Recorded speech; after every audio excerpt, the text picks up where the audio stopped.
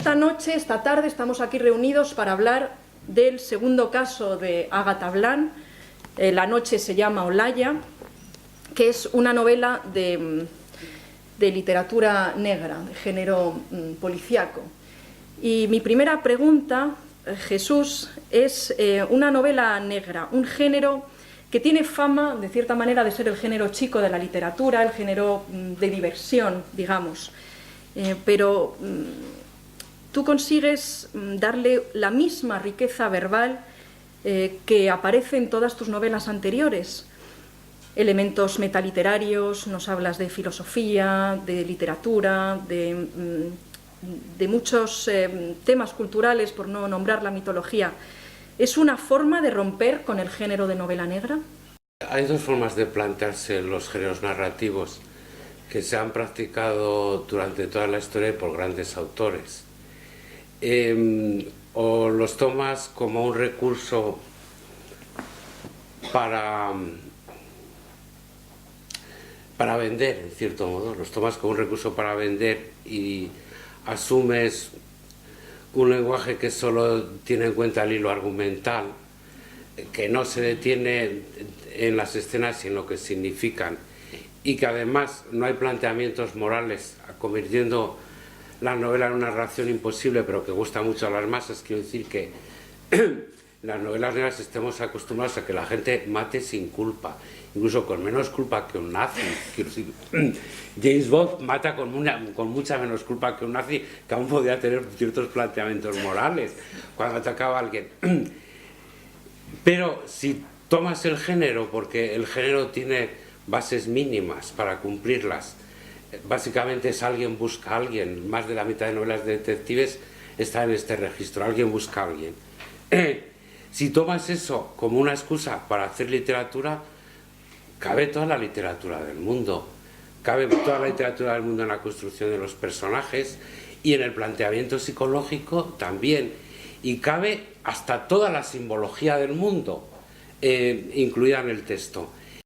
¿Tú piensas que un escritor está poseído por sus personajes, o sea, llega a interiorizarlos de tal manera que pierdes tu personalidad en el momento en que estás escribiendo esas características? En el momento que estás escribiendo le das todo al personaje, todo tu ser va directamente al personaje, y no el personaje se pliega a ti, en realidad tú te pliegas a él, como tenía que hacer un actor del actor estudio respecto a su personaje, ¿no? Y plegarse al personaje, pero encarnándolo completamente. Yo no sé si hay una posesión, habría una forma más laica de explicarlo. Un personaje es una estructura y un programa que tú te metes en la cabeza. Nos metemos programas en la cabeza para que funcionen, y si tú te metes ese programa en la cabeza, hay un momento en que te puedes acercar mucho perdón te puedes acercar mucho a algunos de los personajes. Lo importante es poder vivirlos muy desde dentro, porque además te lo pasas bien en esa especie de metamorfosis. El alma descansa de su mismidad, el alma descansa de su mismidad y te conviertes en otra persona, ¿no? De vez en cuando ser otro, de vez en cuando sienta muy bien. No te meten en la cárcel, no pasa nada, efectivamente. Pues hablando de... Ahora pasemos, por ejemplo, a tu detective, que es medio francesa, que estudia en la Sorbonne, que en algún momento incluso dice que si no fuera detective o cuando ya deje de ser detective se va a poner a escribir. ¿Podríamos pensar que es una especie de alter ego tuyo? No.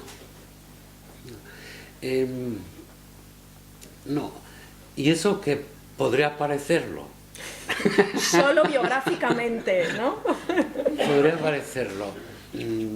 No.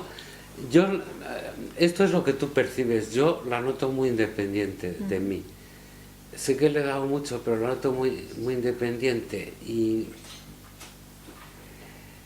quizá por eso hasta va a sorprenderme más de lo que me ha sorprendido, porque empieza a funcionar como una máquina autónoma.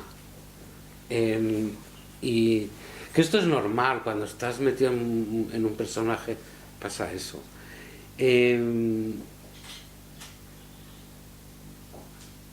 Y hay una cierta posesión, pero es una posesión como muy deliciosa, como si te poseyera un fantasma benigno, ¿no? Y hablando de literatura y del origen del mundo, sí que hay dos textos que digamos, recorren tus dos novelas. El primero es Alicia en el País de las Maravillas, y el segundo, en este caso, de La noche se llama Olaya, tenemos al príncipe de Maquiavelo, ¿no? Sí, y a Caperucita también.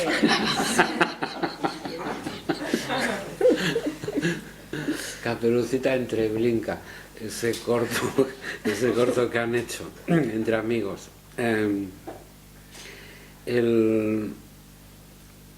Lo mismo, tampoco Caperucita es un añadido inútil, porque a la hora de la verdad hay algo de eso en Olaya en algún momento, ¿no? De niña perdida en el bosque, ignorando que está rodeada de lobos, ¿no? Sí, es que la misma Ágata Blanc me fue enseñando, y esto puede parecer primero como de subnormal y luego como de arrogante, en los dos casos fatal. Es decir, sí, el personaje te va indicando. Quiero decir que el personaje empieza a actuar de una determinada manera, por supuesto tú lo estás moviendo, pero a la vez es una estructura determinada la que te está moviendo a ti, y las estructuras nos mueven, tienen esa capacidad de movernos. Esa estructura te va moviendo en una determinada dirección y te das cuenta de que está utilizando sobre todo dos principios estratégicos básicos. No aparecen tampoco muy explicados, pero es que no. En la novela moderna, como dice Ortega, las cosas se tienen que ver, tú no lo tienes que explicar. Tú no tienes que explicar, las cosas se tienen que ver y punto. El narrador no tiene por qué estar explicando continuamente lo que está pasando si el lector ya lo está viendo a través de los personajes. Primero, dejar que las cosas sucias las hagan los otros. Básico en El príncipe de Maquiavelo. Y intentar ganar, esto ya es un principio oriental del arte de la guerra de Tzu, intenta ganar las guerras sin entablar una sola batalla. Y en las dos novelas, Ágata prácticamente no establece ninguna batalla, aunque lo está controlando todo desde atrás, pero lo está controlando todo a nivel en que se está cumpliendo su voluntad. Que eso no sé hasta qué punto piensan los lectores, en que en el fondo se está cumpliendo su voluntad en lo que está pasando en la novela. Sin tocar a ninguno de los personajes. Sí, increíble. Y solo estableciendo la acción directa solo en la última batalla. La última batalla sí que entra en acción directa. Entra en acción directa para ayudar a la víctima de alguna manera. Entra en acción directa, quizá demasiado. Sí, se implica mucho en los casos esta detective. Eso... Es la oportunidad que te da la literatura y de ese detective del que siempre sospechamos que no existe en la realidad, ¿verdad? Y que lo hemos aceptado como una convención literaria muy arraigada desde que nació y que podría parecer inexplicable. Podría parecer inexplicable qué atractivo puede tener la figura del detective para convertirse con toda seguridad en el personaje más frecuentado del siglo XX, en cine, en novela, sobre todo en cine y en novela. Y todos pensamos, pero si los detectives no existen. Bueno, sí existen, yo he conocido detectives y he podido hablar con ellos. Incluso un detective de Barcelona, lo juro, me quiso a mí pasar su agencia. Bueno, ya ruinosa, totalmente ruinosa y anticuada. Eso parecía, eso sí que me llevaba a su casa, y su casa sí que parecía de novela negra.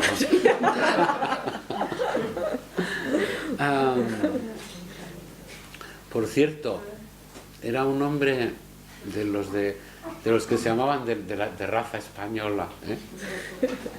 Eso se llama la raza española, que la llamaban igual los de derechas o de izquierdas. En eso había un acuerdo general sobre la raza española y su fortaleza. Sí.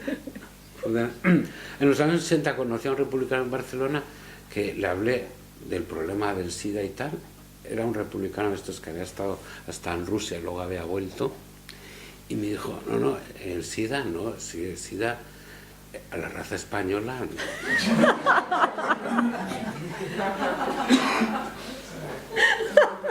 Lo decía con una seguridad tan aplastante que yo casi me lo creí, ¿no?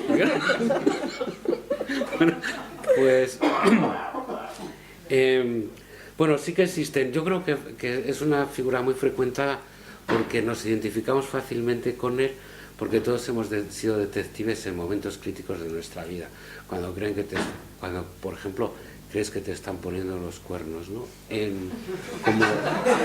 Como Swan, como dice Swan en La Recherche, ¿no? Sí. Que se convierte en un detective finísimo. Ahora, qué pobre, con todo lo fino que es, nunca la caja, ¿eh? Y eso que podía haberlo hecho unas cuantas veces, pero no sé. Bueno, creo que todos si no tiene otra explicación, el hecho de que todos somos detectives en determinados momentos y todos ejercemos una vigilancia respecto a los otros, que si no lo entiendo. Muchas gracias.